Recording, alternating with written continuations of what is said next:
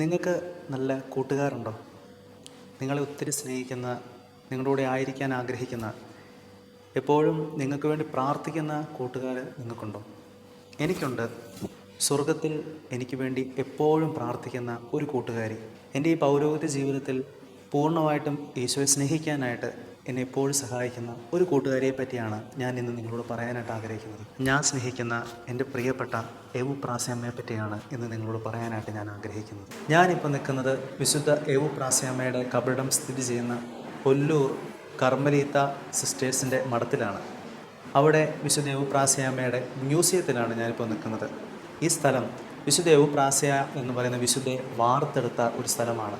കാരണം അനുദിനം ദിവ്യമായ ജപമാല കൈകളിലേന്തി എവുപ്രാസ്യാമ്മ പ്രാർത്ഥിച്ച് നടന്നിരുന്ന കോറിഡോറിലാണ് ഞാനിപ്പോൾ നിൽക്കുന്നത്. ഇത് CMC സന്യാസിനി സമൂഹത്തിൻ്റെ ആദ്യത്തെ ജനറാളമ്മയായിരുന്ന ദേവദാസി മേരി സെലിനാമ്മയാണ്. ഇത് നമ്മുടെ സ്വന്തം എവുപ്രാസ്യാമ്മയാണ്. അത് ഹോളി ഫാമിലി കോൺഗ്രിഗേഷൻ്റെ ഫൗണ്ടേഴ്സായ വിശുദ്ധ മറിയം ത്രേസ്യാമ്മയാണ്. ഇവർ മൂന്നുപേരും തമ്മിൽ ദൈവാത്മാവിൻ്റെ പ്രചോദനത്താൽ വളരെയധികം ബന്ധമുണ്ടായിരുന്നു.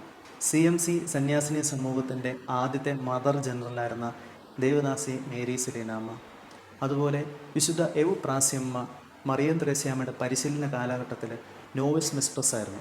അപ്പോൾ എവുപ്രാസ്യമ്മ മറിയം ത്രേസ്യാമ്മയുടെ ആ ദൈവവിളിയിൽ ഒത്തിരിയധികം സ്വാധീനം ചെലുത്തിയ ഒരു വ്യക്തിയാണ്. അപ്പോൾ രണ്ട് വിശുദ്ധർ ഒരുമിച്ച് കണ്ടുമുട്ടുന്ന ഒരു വലിയ ദൈവാനുഭവത്തിന് ഈ എവുപ്രാസ്യാമ്മയുടെ ഈ ഒല്ലൂർ മഠം സാക്ഷിയായി തീരുകയായിരുന്നു. ആ അവസരത്തിൽ മറിയം ത്രേസ്യാമ്മ പിന്നീട് ഹോളി ഫാമിലി കോൺഗ്രിഗേഷൻ്റെ ഫൗണ്ടേഴ്സായി മാറുകയും ചെയ്തു. എവുപ്രാസ്യാമ്മ എൻ്റെ പ്രിയപ്പെട്ട കൂട്ടുകാരിയാണ്. കാരണം ഞാൻ നിങ്ങളോട് പങ്കുവയ്ക്കാം. ചെറുപ്പം മുതലേ ഒരു പുരോഹിതനാകണമെന്ന് ആഗ്രഹമായിരുന്നു എൻ്റെ ഉള്ളിലുണ്ടായിരുന്നത്. അതനുസരിച്ച് ഞാൻ പലപ്പോഴും എൻ്റെ വീട്ടുകാരുടെ പൗരോഹിത്യത്തിൽ ചേരാനായിട്ട്, അതായത് ഈശോയുടെ പുരോഹിതനായിട്ട് ജീവിക്കാനായിട്ട് ആഗ്രഹമൊക്കെ പറയുമ്പം പലപ്പോഴും വീട്ടുകാർക്കൊരു വിസമ്മതമായിരുന്നു. കാരണം അവർക്ക് എന്നെ പിരിഞ്ഞിരിക്കാനായിട്ട് ഭയങ്കര ബുദ്ധിമുട്ടായിരുന്നു. ആ ഒരു അവസരത്തിലാണ് ഞാൻ ചെറിയ ക്ലാസ്സിൽ പഠിക്കുന്ന അവസരത്തിൽ എൻ്റെ ഇടവകയിലുള്ള SH കോൺഗ്രിഗേഷൻ്റെ ഒരു സിസ്റ്റർ ഫിലമിൻ SH എൻ്റെ കയ്യിൽ ഒരു ചെറിയ ബ്രോഷർ കൊണ്ടു തന്നു. എവുപ്രാസ്യ വീതിയിൽ എന്ന് പറയുന്ന ചെറിയൊരു ബ്രോഷറാണ്. അന്നു മുതൽ ഈ എവുപ്രാസ്യ വീതിയിൽ വായിക്കാൻ തുടങ്ങിയ അവസരങ്ങളിലെല്ലാം എന്താണെന്നറിയത്തില്ല, എവുപ്രാസ്യമ്മയോട് എനിക്ക് വല്ലാത്തൊരു സ്നേഹവും ഒരു എവുപ്രാസ്യമ്മയുടെ മാധ്യസ്ഥം ഒത്തിരി അധികം ആഗ്രഹിക്കുന്ന ഒരു അവസ്ഥയിലേക്ക് ഞാൻ എത്തി. അങ്ങനെ എൻ്റെ ഇടവകയിൽ ഗുഡ് ന്യൂസ് പാരിഷ് ലൈബ്രറി ഉണ്ടായിരുന്നു. ആ സാഹചര്യത്തിലാണ് ഞാൻ ലൈബ്രറിയിൽ എവുപ്രാസ്യമ്മയെ പറ്റി കൂടുതൽ അറിയാനായിട്ട് ഞാനൊരു പുസ്തകം തേടി ചെല്ലുന്നത്. ആ അവസരത്തിൽ ഒത്തിരി തേടിയതിന് ശേഷം എനിക്ക് പോൾ പുറത്തൂർ എഴുതിയ ദേവദാസി എവുപ്രാസ്യാമ്മ എന്ന് പറയുന്ന ഒരു ഇച്ചിരി വലിപ്പമുള്ളൊരു പുസ്തകം കിട്ടി. ആ പുസ്തകം വായിച്ചപ്പോൾ ഈശോയ്ക്ക് വേണ്ടി ജീവിതം സമർപ്പിച്ച് സക്രാരിക്ക് മുമ്പിൽ ഇത്തിരി വട്ടമായി തീർന്ന ദിവ്യകാരുണ്യത്തിൻ്റെ അമ്മയായ, പ്രാർത്ഥിക്കുന്ന അമ്മയായ, സഞ്ചരിക്കുന്ന സക്രാരിയായ എവുപ്രാസ്യാമ്മയുടെ ജീവിതം എന്നെ ഒത്തിരി ആകർഷിച്ചു. അപ്പോൾ എവുപ്രാസ്യാമ്മയെ പറ്റി കൂടുതൽ അറിയാനായിട്ട് ഞാൻ ഒല്ലൂർ മഠത്തിലേക്ക് ബഹുമാനപ്പെട്ട ക്ലിയോപാട്രാമ്മയുടെ അഡ്രസ്സിൽ കത്തുകളൊക്കെ എഴുതാൻ തുടങ്ങി. അങ്ങനെ കത്തെഴുതിയപ്പോൾ എനിക്ക് ഇഷ്ടം പോലെ പുസ്തകങ്ങളെല്ലാം ക്ലിയോപാട്രാമ്മ അയച്ചു തന്നു. അപ്പോൾ എൻ്റെ ഏറ്റവും വലിയൊരു ആഗ്രഹം എന്ന് പറയുന്നത് എവുപ്രാസ്യാമ്മയുടെ മാധ്യസ്ഥം പ്രാർത്ഥിച്ച് ഈശോയുടെ പുരോഹിതനാകുക എന്നുള്ളതായിരുന്നു. അന്നു മുതൽ ഞാൻ വിശുദ്ധ എവുപ്രാസ്യാമ്മയുടെ മാധ്യസ്ഥം പ്രാർത്ഥിക്കാൻ തുടങ്ങി. ഈശോയുടെ സ്വന്തം പുരോഹിതനായി എന്നെ മാറ്റണേ, വീട്ടുകാർ അതിനെന്നെ സമ്മതിക്കണമേ എന്ന് അന്നു മുതൽ ഞാൻ പ്രാർത്ഥിക്കാൻ തുടങ്ങി. ഇത് വിശുദ്ധ എവുപ്രാസ്യാമ്മ ഏറ്റവും സ്നേഹിച്ചിരുന്ന തിരുഹൃദയനാഥൻ്റെ തിരുഹൃദയ രൂപമാണ്. എവുപ്രാസ്യാമ്മ ഒല്ലൂർ മഠത്തിൻ്റെ മഠാധിപയായി നിയമിതയായപ്പോൾ ആദ്യം ഈശോയുടെ തിരുഹൃദയ രൂപം ഇവിടെ സ്ഥാപിച്ച് ഈശോയുടെ തിരുഹൃദയത്തിൽ ഈ മഠത്തെ ഏൽപ്പിക്കുകയാണ് ചെയ്തത്. അങ്ങനെ പുരോഹിതനാകാനുള്ള എൻ്റെ സ്വപ്നത്താൽ ഞാനിങ്ങനെ ജീവിച്ചു പോകുന്ന അവസരത്തിൽ ഏകദേശം 9ാം ക്ലാസ് കഴിഞ്ഞ് 10ാം ക്ലാസ്സിലേക്ക് ഞാൻ പ്രവേശിക്കുന്ന അവസരത്തിൽ എൻ്റെ വീട്ടുകാരോടൊക്കെ ഞാൻ അച്ഛനാകുന്ന ആഗ്രഹത്തെപ്പറ്റി പറഞ്ഞപ്പോൾ ആദ്യം അവർ വിസമ്മതിക്കുകയൊക്കെ ചെയ്തു. എനിക്കൊരു കപ്പൂച്ചിൻ വൈദികനാണെന്നായിരുന്നു എൻ്റെ ഏറ്റവും വലിയ ആഗ്രഹം. അങ്ങനെ ക്യാമ്പിനൊക്കെ പോയി സെലക്ഷൻ കിട്ടിയെങ്കിലും വീണ്ടും വീട്ടുകാർ ഒരു വൈദികനാകാനായിട്ട് എന്നെ വിടാനായിട്ട് സമ്മതിച്ചില്ല. ഞാൻ എവുപ്രാസ്യാമ്മയോട് പ്രാർത്ഥിച്ചു. അങ്ങനെ ഒരു ദിവസം ഞാൻ എൻ്റെ സ്കൂളിലോട്ട് ബസ്സിൽ യാത്ര ചെയ്യുകയായിരുന്നു. യാത്ര ചെയ്ത് സ്കൂളിൻ്റെ ഫ്രണ്ടിൽ ഞാനിങ്ങനെ ഇറങ്ങിയ അവസരത്തിൽ, സ്കൂൾ എന്ന് പറയുന്നത് പൂഞ്ഞാറടുത്ത് പൂഞ്ഞാർ സെൻറ്റ് ആൻ്റണീസ് HSSലാണ് ഞാൻ പഠിച്ചുകൊണ്ടിരുന്നത്. അപ്പോൾ ഈ സ്കൂള് ഒരു റോഡിൻ്റെ നടുക്ക് വശത്താണ് നിൽക്കുന്നത്. അപ്പം രണ്ട് വശത്തൂടെയും വേറെ വഴികളൊക്കെ ഉണ്ട്. അപ്പോൾ ഞാൻ സ്കൂളിൻ്റെ ഫ്രണ്ടിൽ ഇങ്ങനെ ഇറങ്ങി. KSRTC ബസ്സിലാണ് വന്നിറങ്ങിയത്. അപ്പോൾ സ്കൂളിൻ്റെ ഫ്രണ്ടിൽ നമ്മൾ സാധാരണ ചുമട് താങ്ങി എന്നൊക്കെ പറയുന്ന ഒരു കല്ലുണ്ടല്ലോ, സാധാരണ ഇങ്ങനെ ഇരിക്കുന്ന ഒരു കല്ലുണ്ട്. അപ്പോൾ ഞാൻ ഇത്ര നേരം നിന്നൊക്കെ വന്നുകൊണ്ട് ഞാൻ റോഡിനെയൊക്കെ ഫേസ് ചെയ്ത് എൻ്റെ ബാഗ് കോരിയിട്ട് തിരിഞ്ഞ് ഞാൻ ഈ കല്ലിലോട്ട് വെച്ചിട്ട് പെട്ടെന്ന് തിരിഞ്ഞപ്പോൾ എൻ്റെ തൊട്ടു മുമ്പിൽ ഒരു സന്യാസിനെ ഞാൻ കാണുകയാണ്. ഇച്ചിരി പ്രായമുള്ളൊരമ്മ. ഈ അമ്മ ഇട്ടിരിക്കുന്ന വേഷം പഴയ സിസ്റ്റേഴ്സ് ഇടുന്ന വേഷമാണ്. അപ്പോൾ എനിക്കൊരു പരിചയമില്ലാത്ത ഒരു അമ്മ എന്നോട് ചോദിച്ചു, അമ്മലല്ലേ എന്ന് ചോദിച്ചു. അപ്പം ഞാൻ പറഞ്ഞു അതേന്ന് പറഞ്ഞു. അപ്പം എന്നോട് പറഞ്ഞു, മോൻ വിഷമിക്കേണ്ട, മോനെ വീട്ടുകാർ സെമിനാരി വിടുമെന്ന് പറഞ്ഞു. എനിക്ക് ഭയങ്കര അത്ഭുതമായി. കാരണം ഒരു സിസ്റ്റേഴ്സിനോട് ഞാൻ അങ്ങനെ ഇതുവരെ പറഞ്ഞിട്ടില്ല.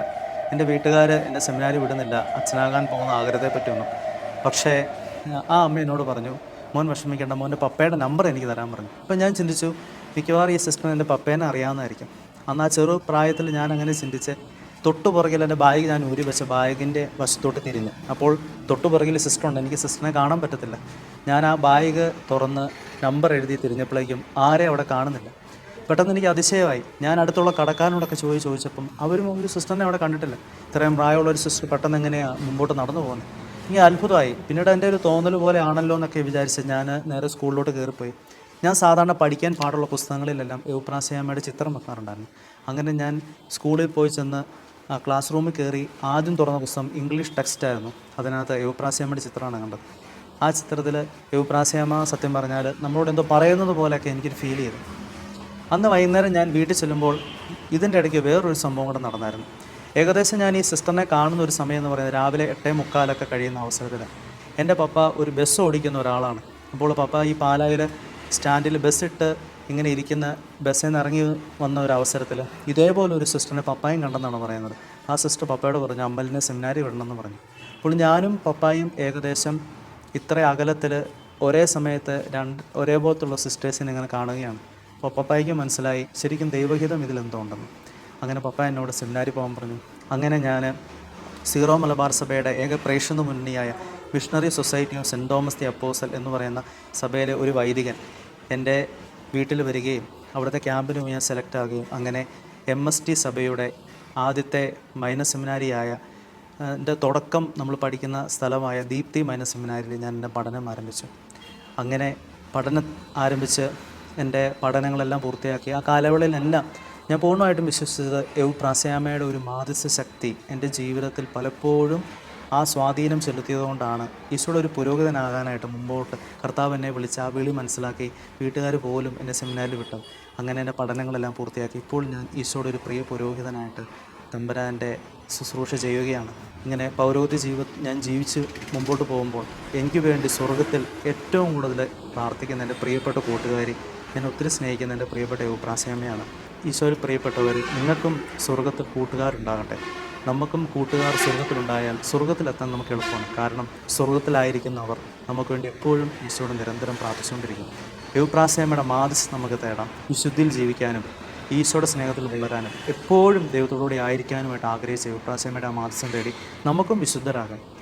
നമുക്കും വിശുദ്ധരായിട്ട് ഈശോയുടെ സാക്ഷ്യം അനേകർക്ക് ജീവിതത്തിലൂടെയും വാക്കിലൂടെയും പ്രവൃത്തിയിലൂടെയും നൽകാം. ദൈവം നമ്മളെ സമൃദ്ധമായിട്ട് അനുഗ്രഹിക്കട്ടെ. സ്വർഗത്തിൽ ഒരു കൂട്ടുകാരെങ്കിലും നേടാനായിട്ട് നിങ്ങൾക്ക് ഏവർക്കും സാധിക്കട്ടെ എന്ന് ഞാൻ ആത്മാർത്ഥമായിട്ട് പ്രാർത്ഥിക്കുന്നു.